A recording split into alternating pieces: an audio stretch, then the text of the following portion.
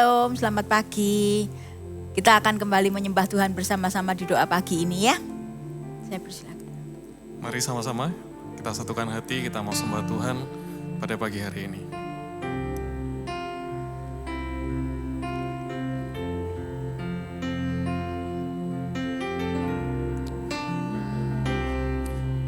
Ya Tuhan, tiap jam ku memerlukan-Mu.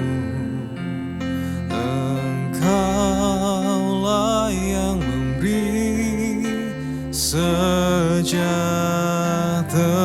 penuh. Setiap jam ya Tuhan, Dikau ku perlukan, ku datang Juru Selamat, berkatilah.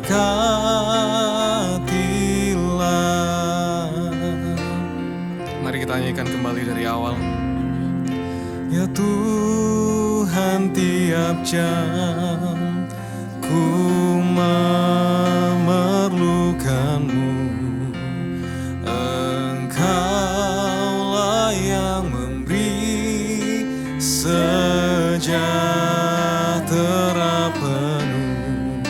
Setiap jam ya Tuhan, Dikau ku perlukan, ku datang Juru Selamat, berkatilah. Ya Tuhan, kami datang. Ya Tuhan, tiap jam ku memerlukan-Mu. Engkaulah yang memberi sejahtera penuh. Setiap jam ya Tuhan, Dikau ku perlukan, ku datang Juru Selamat, berkatilah. Setiap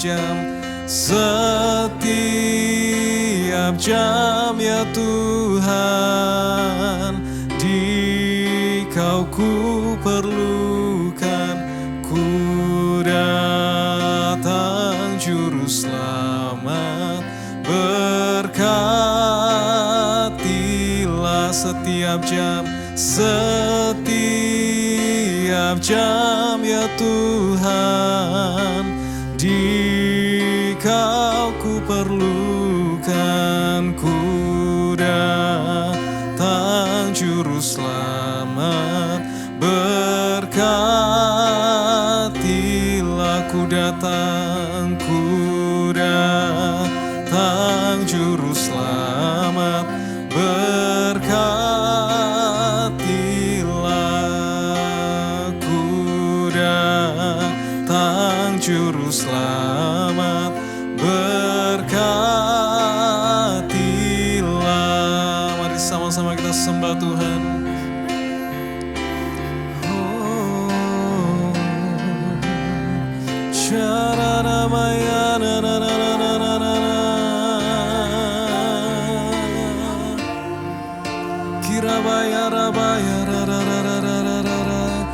Kami perlu Kau Yesus. Setiap jam kami perlu Engkau, Roh Kudus. Sharamaya ramaya ramaya Kiramaya ramaya ramaya rataka sharamaya ramaya ramaya ramadam. Oh ramaya ramaya ramaya. Haleluya. Sharanana ramaya ramaya ramaya.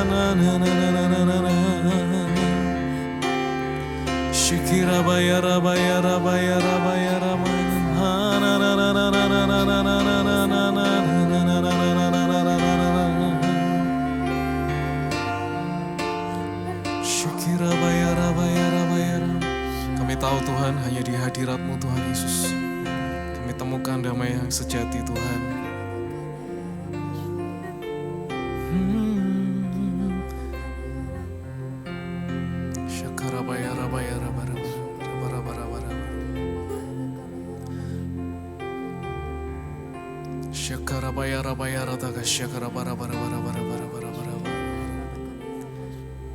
Di hadirat-Mu ku bersujud menikmati kehadiran-Mu. Ku buka hati saat ini untuk mendengar suara-Mu. Di hadirat-Mu, di hadirat-Mu ku bersujud menikmati kehadiran-Mu. Ku buka hati saat ini untuk mendengar suara-Mu. Firman-Mu Tuhan, ya sungguh benar, menerangi senam jalanku. Firman-Mu Tuhan menuntun hidupku. Ku bersyukur padamu. Di hadirat-Mu ku bersujud menikmati kehadiran-Mu. Ku buka hati saat ini untuk mendengar suara-Mu. Firman-Mu Tuhan, Firman-Mu Tuhan, ya sungguh benar, menerangi senam jalanku. Firman-Mu Tuhan menuntun hidupku. Ku bersyukur padamu. Di hadirat-Mu ku bersujud menikmati kehadiran-Mu. Ku buka hati saat ini untuk mendengar suara-Mu, untuk mendengar suara-Mu, untuk mendengar suara-Mu, untuk mendengar suara-Mu. Mari sama-sama sembah Tuhan. Syakara bayara bayara bayara. Oh, rabayara daga syakara bayara mayara mayara mayara. Hina na na na na na na mayara na na na na na. Kira bayara bayara bayara mayara daga syakara bara bara bara bara. Oh, ramayara mayara mayara mayara mayara daga syakara ra ra ra ra ra. Haleluya, haleluya. Oh, namaya na na na na na na na na na shana na na na maya na na na na na na na. Kami tahu Engkau di sini bersama kami. Syakana na na na na na na maya na na na na. Ha na na na na na na na na na maya na na na na na.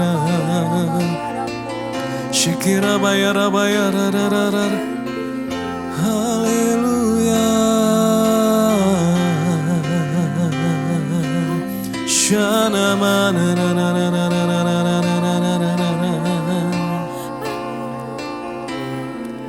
Di hadirat-Mu ku bersujud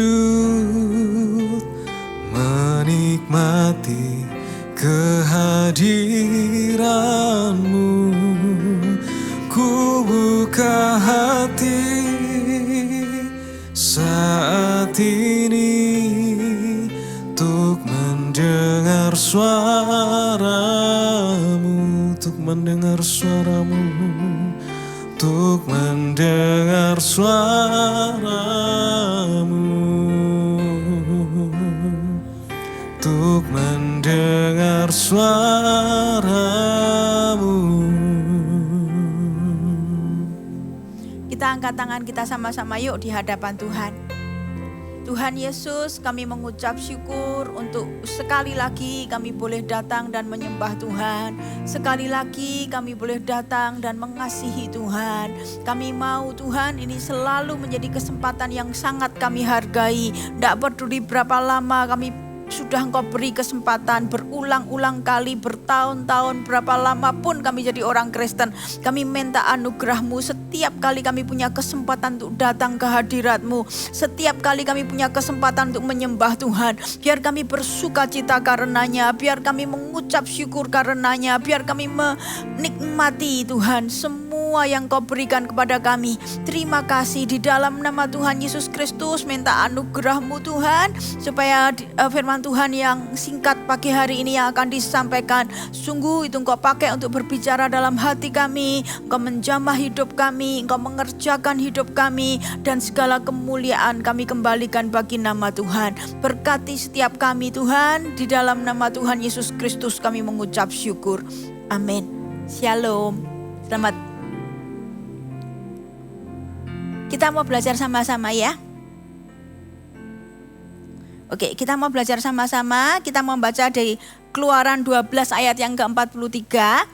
Berfirmanlah Tuhan kepada Musa dan Harun, inilah ketetapan mengenai Paskah. Tidak seorang pun dari bangsa asing boleh memakannya. Perhatikan kata berfirmanlah Tuhan kepada Musa dan Harun. Ya, satu kali waktu saya membaca ayat ini, tiba-tiba ayat ini menarik perhatian saya, lalu membuat saya berpikir sesuatu.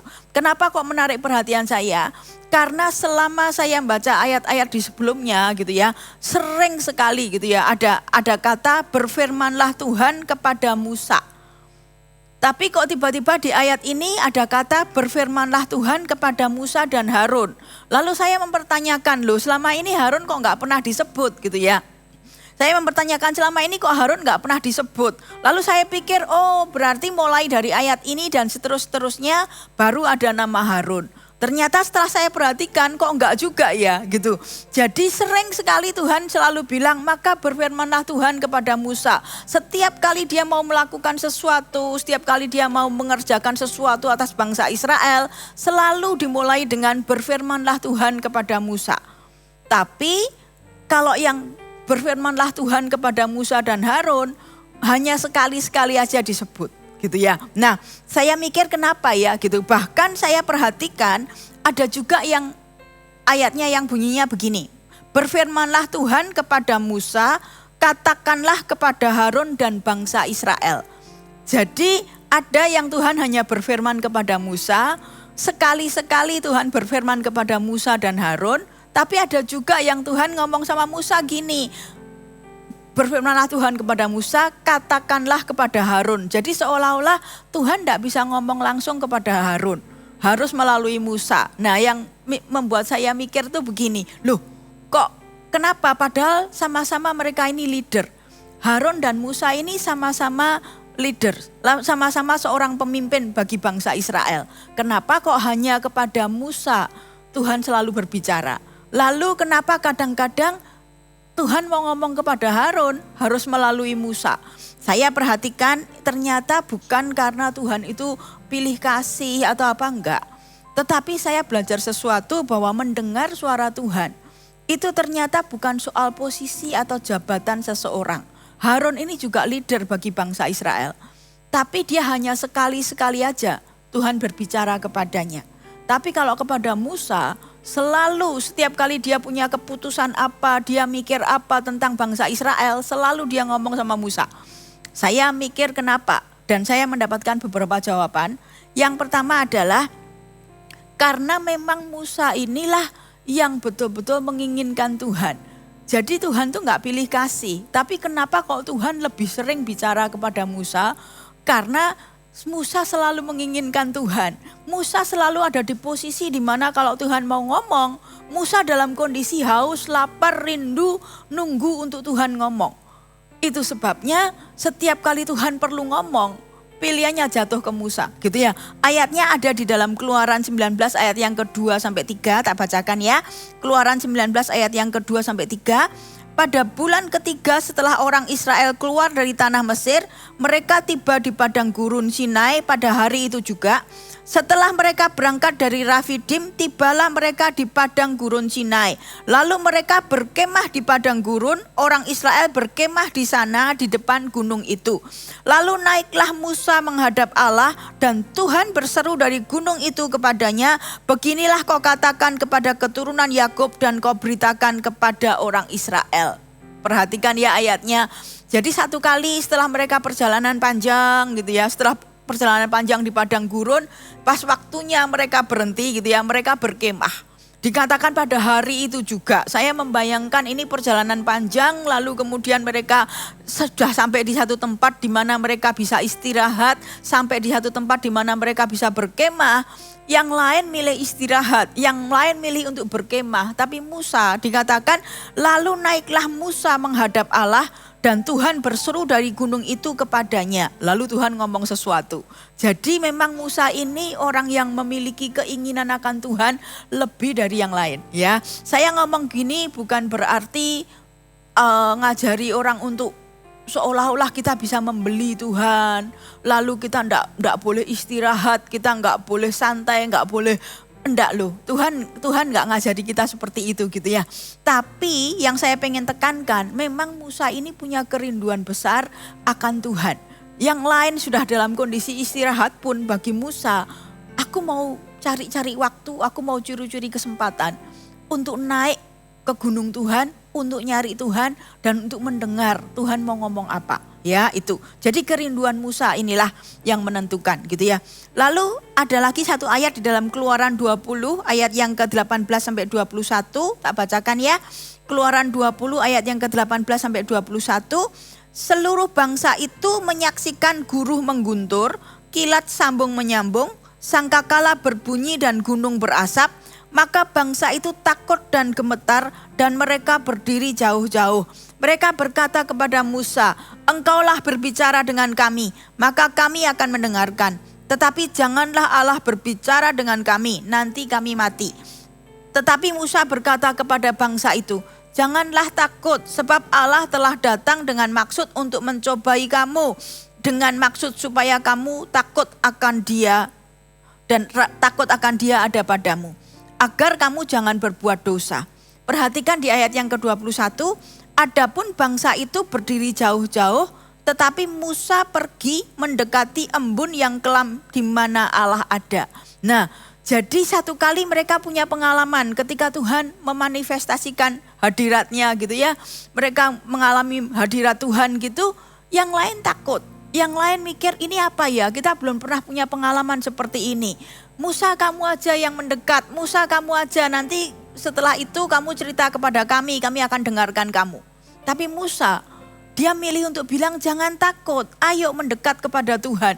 Jadi yang lain menjauh, Musa malah mendekat. Ya, luar biasa. Dikatakan adapun bangsa itu berdiri jauh-jauh, tetapi Musa pergi mendekati embun yang kelam di mana Allah ada.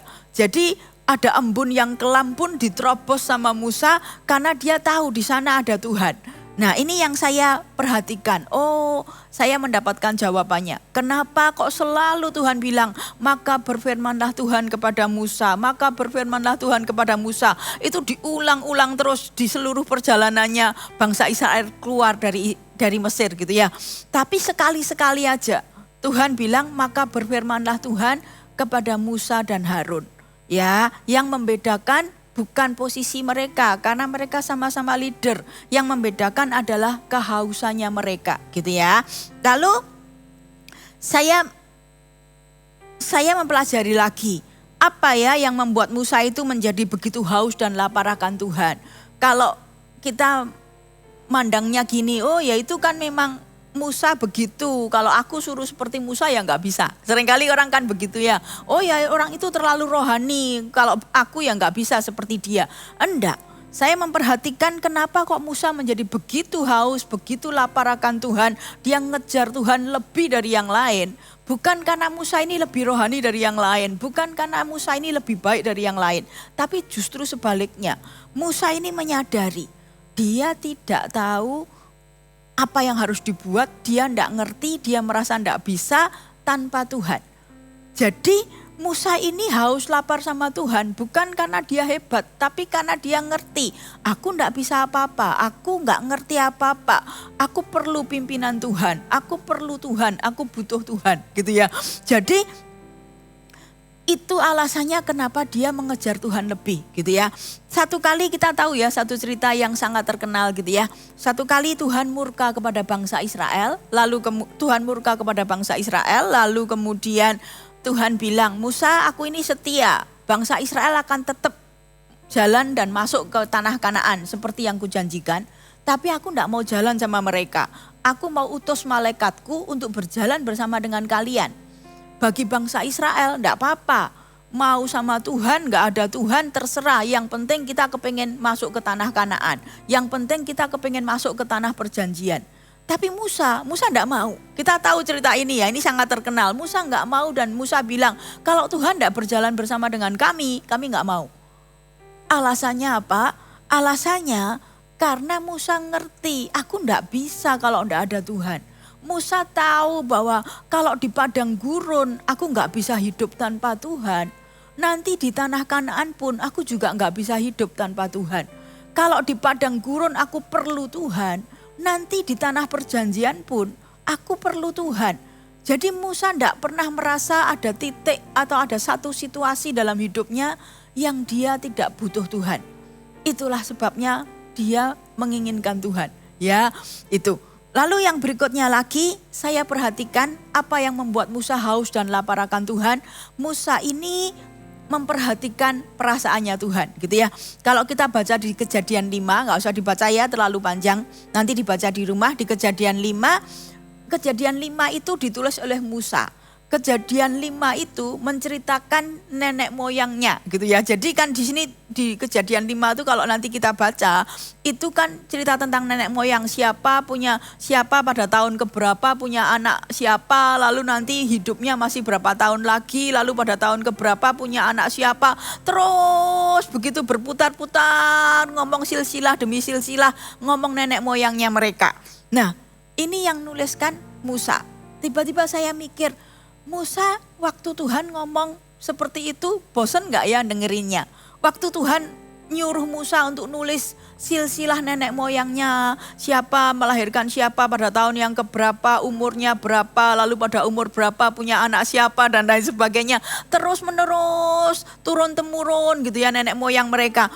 Saya pikir-pikir kok Musa gak bosan ya? Dan saya menangkap sesuatu, ternyata waktu Musa disuruh nuliskan ini, kenapa dia dengan tekun mendengarkan Tuhan ngomong silsilah demi silsilah. Saya membayangkan seharusnya dia mikir, apa urusannya nenek moyangku sama aku gitu ya. Dia kenal juga enggak dan lain sebagainya. Itu sama seperti saya membayangkan kalau ada orang di sini, misalnya WL saya ini gitu ya, datang lalu menceritakan kisah nenek moyangnya apa-apa. Saya pasti akan bosan dan saya akan berpikir, apa urusannya kamu cerita nenek moyangmu ke aku gitu ya. Nah seperti itu. Tapi Musa itu kenapa kok dengan tekun mendengarkan Tuhan ngomong? Karena yang diperhatikan Musa adalah isi hati Tuhan. Waktu Musa mendengarkan itu, yang didengarkan Musa bukan ceritanya. Tapi yang didengarkan Musa adalah dia memperhatikan, oh berarti inilah isi hati Tuhan. Bagi Tuhan setiap nama itu berarti. Bagi Tuhan setiap nama itu penting. Bagi Tuhan setiap nama itu bersejarah di hatinya Tuhan. Tuhan itu sayang kepada setiap nama itu. Lalu kemudian saya membayangkan Musa itu mungkin memperhatikan ekspresinya Tuhan waktu Tuhan ngomong. Mungkin ketika Tuhan ngomong tentang Nuh yang hidup sesuai dengan jalan Tuhan dan lain sebagainya. Matanya Tuhan mungkin berbinar-binar, suaranya kelihatan bergirang dan lain sebagainya. Tapi nanti kalau sampai cerita yang siapa yang berakhir dengan hidupnya jatuh. Mungkin Tuhan menceritakan itu dengan nada sedih, dengan menahan suara seperti mau menangis dan lain sebagainya. Jadi Musa itu bertahan mendengarkan suara Tuhan. Bukan karena dia baik, setia apa enggak. Tapi karena dia peduli sama hatinya Tuhan. Yang diperhatikan dia bukan ceritanya Tuhan sedang ngomong apa. Kelihatannya Tuhan ngomong sesuatu yang enggak ada hubungannya dengan hidupnya. Cuman cerita tentang nenek moyangnya. Tapi yang diperhatikan Musa adalah aku memperhatikan hati Tuhan. Kalau nama-nama itu penting bagi Tuhan, berarti aku harus belajar untuk ngerti bahwa manusia itu penting di hati Tuhan. Kalau manusia penting di hati Tuhan, aku harus belajar untuk mengorangkan orang. Ya, itu yang saya pelajari. Ternyata Musa ini Tuhan sedemikian suka untuk bicara kepada Musa, bukan karena dia kuat, gagah, tanpa kekurangan, enggak. Nah, berita luar biasanya adalah kalau mendengar suara Tuhan itu ternyata bukan soal posisi, ternyata bukan soal jabatan gitu ya. Harun sama Musa sama-sama punya posisi, sama-sama leader, pemimpin. Tetapi kepada Harun Tuhan hanya ngomong sekali-sekali. Kalau mendengar suara Tuhan bukan soal jabatan, berarti itu berita bagus bagi setiap kita. Semua kita bisa mendengar suara Tuhan. Semua kita bisa, Tuhan rindu sekali berbicara kepada kita. Lebih dari kerinduan kita untuk mendengar suara Tuhan. Nah, sekarang kalau gitu aplikasinya bagaimana? Aplikasinya saya belajar begini. Saya cari aplikasi praktisnya gitu ya. Yang pertama, jangan bingung. Seringkali orang itu kalau ngomong soal suara Tuhan, yang pertama kali terjadi adalah bingung. Aku bingung, aku enggak ngerti ini suaranya Tuhan, ini suaranya aku atau suaranya setan. Nah, saya belajar kita minta sama Tuhan hati yang sederhana, enggak usah bingung duluan gitu ya. Lalu saya pegang prinsip yang sederhana begini. Gini aja, sambil kita belajar, sambil belajar pasti ada salahnya gitu ya. Tapi sambil kita belajar, pegang prinsip-prinsip yang sederhana, yaitu apa? Kalau Tuhan tidak mungkin dia menyuruh kita untuk melakukan sesuatu yang berlawanan dengan firman Tuhan gitu ya. Jadi caranya ngecek bagaimana, cek aja itu berlawanan dengan firman Tuhan atau enggak. Kalau itu berlawanan dengan firman Tuhan, enggak perlu dipertanyakan ini suara Tuhan atau bukan. Ya itu. Lalu kalau setan, tidak mungkin dia mendorong kita untuk melakukan hal-hal yang baik. Tidak mungkin dia mendorong kita melakukan hal-hal untuk mentaati Tuhan. Jadi itu caranya membedakan gitu ya. Lalu pertanyaannya, iya itu kalau Tuhan, kalau setan. Bagaimana dengan kalau ini suaraku sendiri, kalau ini dorongan hatiku sendiri, bukan dorongan suaranya Tuhan. Saya diajari Tuhan begini, tergantung Yolan. Misalnya ada dorongan apa ya? Ada dorongan untuk nolong seseorang. Ada dorongan untuk tiba-tiba kepengen nelpon seseorang, menanyakan kabarnya, mendoakan orang itu dan lain sebagainya. Gak usah bingung ini suara Tuhan atau bukan ya, aku disuruh Tuhan atau bukan ya, lakukan aja. Kalaupun itu bukan suara Tuhan, kalaupun itu suara hati kita, ya gak apa-apa. Bukankah di dalam hati kita juga ada Roh Kudus? Ya, jadi gak usah bingung, bukankah di hati kita juga ada Roh Kudus? Kalau didorong untuk melakukan sesuatu yang baik, tiba-tiba digerakkan untuk memberkati seseorang, digerakkan untuk mendoakan seseorang atau apa, lakukan aja. Kalaupun itu ternyata bukan Tuhan, kita aja yang tergerak, enggak apa-apa, bukankah di hati kita juga ada Tuhan, ya, seperti itu. Lalu yang berikutnya lagi, praktis yang berikutnya adalah gini, mungkin orang tanya, tapi bagaimana kalau ini kan hal-hal yang, kalau Tuhan begini, kalau setan begini, kalau suara hati kita jangan bingung. Tapi bagaimana dengan yang ini? Kalau ada, kita membedakan suara ini dari Tuhan atau bukan karena aku gak mau salah langkah. Contohnya, gak mau salah pilih pasangan hidup atau gak mau salah melangkah bisnisnya mau dibawa kemana dan lain sebagainya gitu ya. Caranya gimana? Aku harus tahu dong membedakan ini Tuhan atau bukan. Karena aku enggak mau salah langkah. Saya diajari Tuhan untuk belajar praktis aja. Yang pertama, buka hati kita di hadapan Tuhan, selidiki motivasi hati kita. Jadi selidiki, aku ini kepengen ngelibatkan Tuhan di dalam bisnis ini, aku pengen ngelangkah dalam bisnis ini, motivasiku apa? Mau cepat kaya, serakah, mau rakus, kepengen kekayaan dengan cepat dan lain sebagainya, atau apa? Kalau enggak, ya tenang aja. Cek apakah ada damai sejahtera di hati kita, gitu ya itu. Atau mungkin kalau aku mau sampaikan ini pesan Tuhan dan lain sebagainya, cek hati kita, tujuanku apa? Untuk nolong orang itu, atau jangan-jangan karena aku kepengen dianggap peka. Aku kepengen dianggap orang, dia peka loh, cocok loh omongannya, peka, tajam dan lain sebagainya. Kita selidiki hati kita. Kalau kita tahu kita enggak punya motivasi-motivasi yang enggak baik, enggak apa-apa gitu ya. Melangkah saja, salah belajar dari kesalahan ya itu. Lalu kemudian caranya gampang. Kalau aku harus ngelangkah enggak ya? Dengan pimpinan ini suaranya Tuhan atau bukan? Saya belajar gini, jangan resikokan hubungan kita sama Tuhan. Jadi caranya kalau apa yang kita akan ambil itu ada hubungannya dengan kita punya resiko untuk kehilangan Tuhan, nggak usah diambil. Ya, bukan berarti orang tuh nggak boleh ambil resiko loh ya. Dalam segala sesuatu hidup ini penuh resiko. Orang kalau nggak pernah berani ngelangkah, ya nggak akan pernah kemana-mana hidupnya. Bisnis pun pasti kok ada risikonya. Ya, kalau kita terus mau dengar suara Tuhan, nggak pernah mau melangkah, dipimpin Tuhan pun kita ya nggak akan melangkah. Jadi memang kadang-kadang kita harus berani melangkah dan ambil risiko. Tapi kalau ada hubungannya dengan aku ngelangkah ini, resikonya aku bisa kehilangan Tuhan. Aku ngelangkah ini, resikonya aku bisa jauh dari Tuhan. Maka resikonya kita nggak perlu ambil itu. Ngerti ya? Jangan ambil resiko untuk kehilangan Tuhan. Gampang aja. Aku nggak ngerti ini suara Tuhan atau bukan, tapi aku nggak mau ambil resiko untuk kehilangan Tuhan. Contohnya dalam milih pasangan hidup gitu ya. Ada orang yang ngambil resiko. Nggak apa-apa. Aku jalan sama dia baik kok. Nanti aku yang bimbing dia untuk kenal Tuhan. Iya, kalau dia yang bimbing kenal Tuhan. Jangan-jangan pasangannya yang menjauhkan dia dari Tuhan. Berarti kan ada resiko untuk kehilangan Tuhan. Kalau yang seperti itu, gak usah terlalu mikir jauh ini suara Tuhan bukan suara Tuhan. Tapi jangan resikokan hubunganmu dengan Tuhan. Ya, lalu kemudian misalnya bisnis, ada area abu-abu yang kalau aku ngelangkah ini, kemungkinan aku akan dituntut untuk banyak kompromi.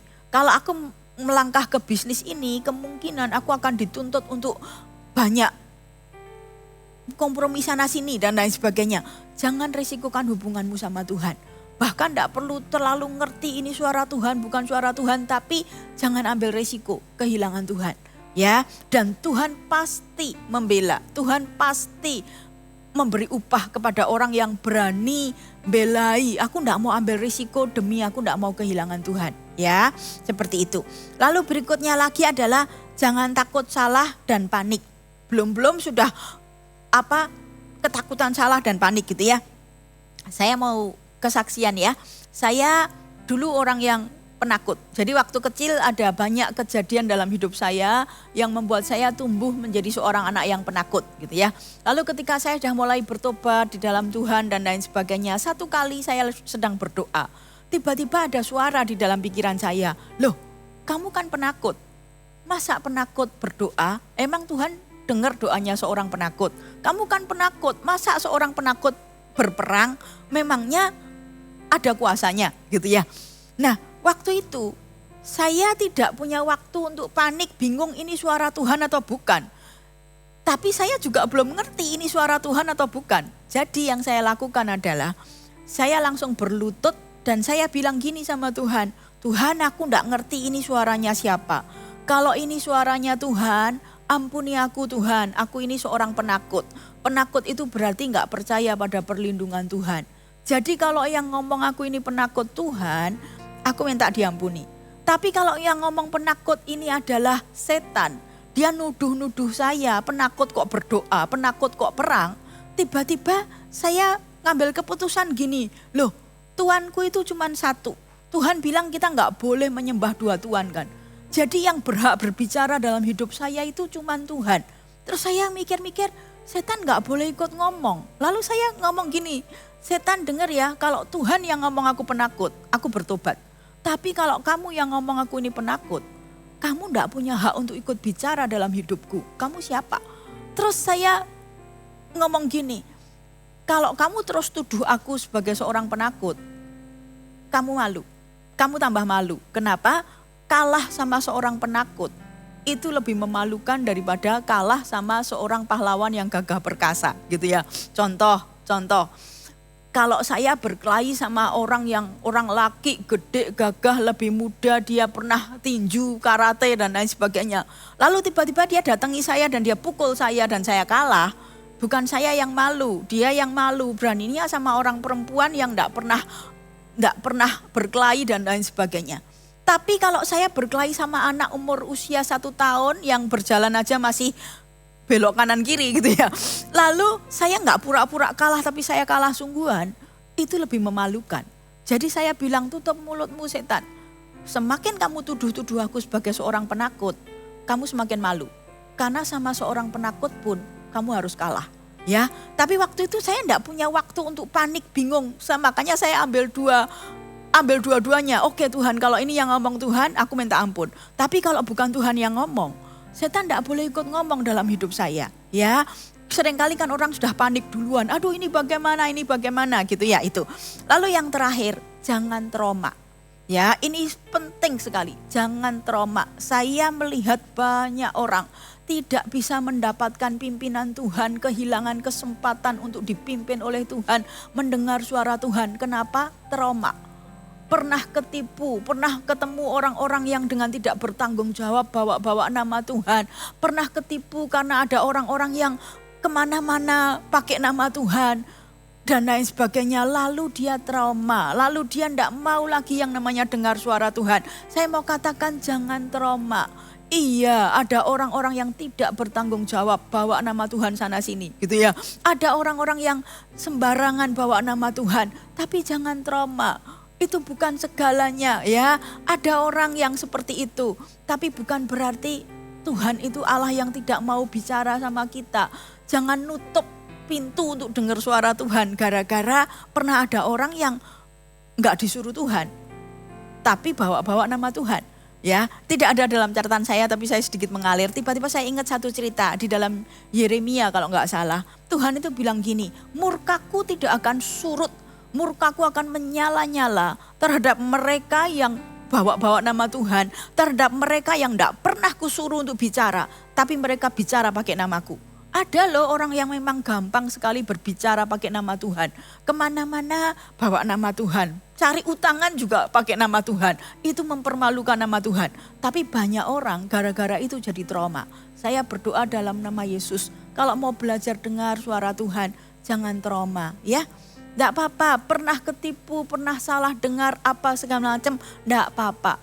Ya, bukan berarti itu the end of the world gitu ya. Bukan berarti kiamat selesai, aku udah tidak bisa lagi dengar suara Tuhan. Ya, seperti itu.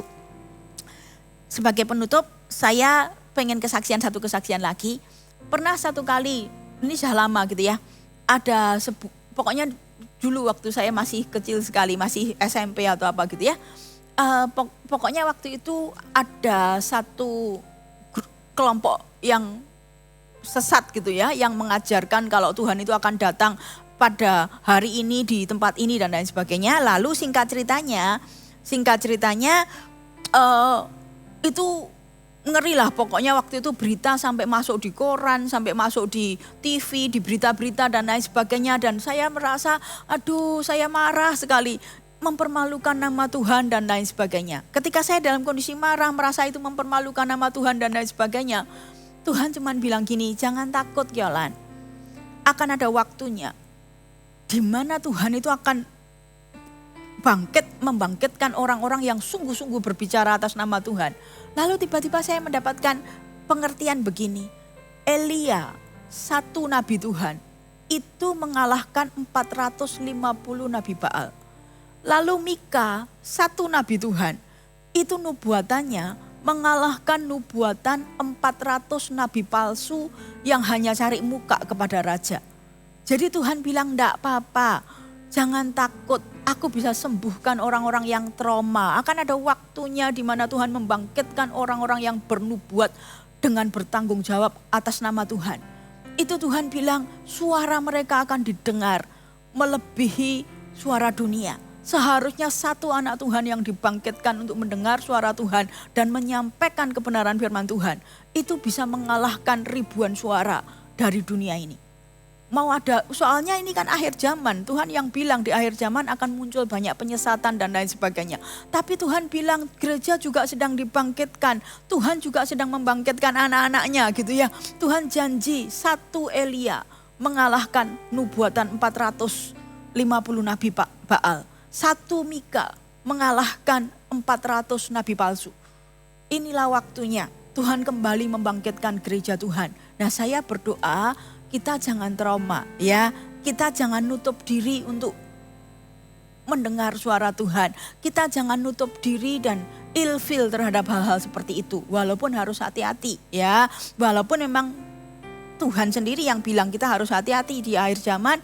Ada banyak suara, ada banyak yang sesat, ada banyak yang asal ngomong pakai nama Tuhan. Tidak segala sesuatu harus kita dengar. Tapi kita punya Roh Kudus dalam hati kita, jangan takut. Ya, itu yang saya dapatkan sih. Kita mau belajar untuk dengar suara Tuhan di gereja kami. Temanya tentang bulan ini adalah melatih kepekaan untuk mendengar suara Tuhan dan lain sebagainya. Bagaimana kita bisa melatih kepekaan untuk mendengar suara Tuhan kalau kita sudah trauma duluan. Ya, jangan trauma di dalam nama Yesus ya. Kita mau berdoa ya, sebelumnya saya minta kita nyanyikan satu lagu dulu. Ya Tuhan, tiap jam ku memerlukan-Mu. Engkaulah yang memberi sejahtera penuh. Setiap jam ya Tuhan, Di-Kau ku perlukan, ku datang Juru Selamat. Berkatilah ya Tuhan, ya Tuhan, tiap jam ku memerlukan-Mu. Engkaulah yang memberi sejahtera penuh. Setiap jam ya Tuhan, Di-Kau ku perlukan, ku datang Juru Selamat. Berkatilah setiap jam ya Tuhan, Di-Kau ku perlukan, ku datang Juru Selamat. Berkatilah, ku datang Juru Selamat. Berkatilah, ku datang Juru Selamat. Berkatilah. Sebelum kita berdoa, saya diingatkan Tuhan tentang satu hal. Cara yang paling mudah untuk belajar mendengar firman Tuhan adalah kembali kepada firman. Renungkan firman Tuhan, baca firman Tuhan, tahu nggak tahu, dapat nggak dapat sesuatu.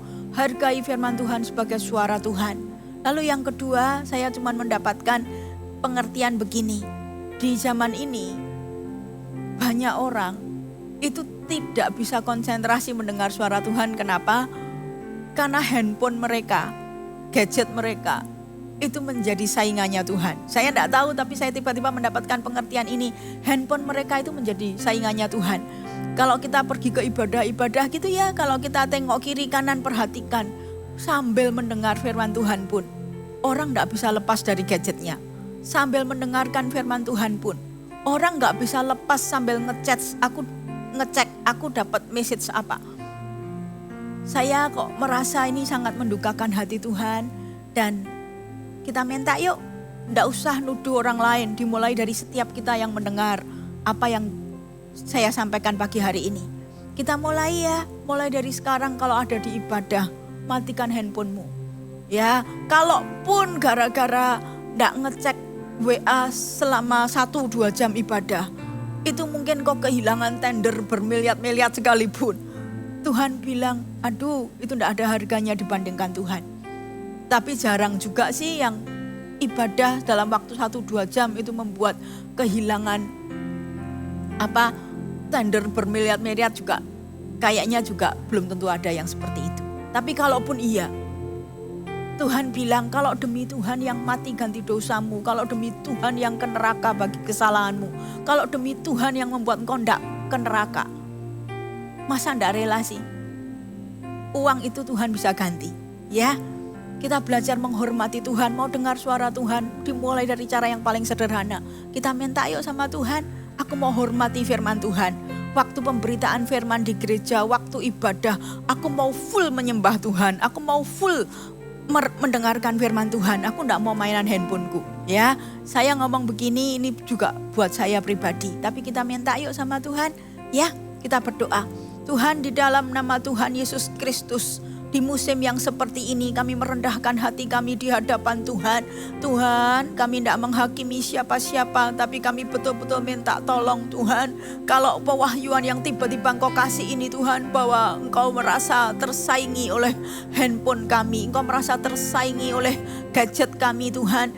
Dalam ibadah pun kami bilang kami mendengarkan firman, tapi kami tidak lepas dari ngecek handphone kami. Kami minta diampuni Tuhan. Aku minta Tuhan apa yang Kau sampaikan pagi hari ini melepaskan banyak di antara kami.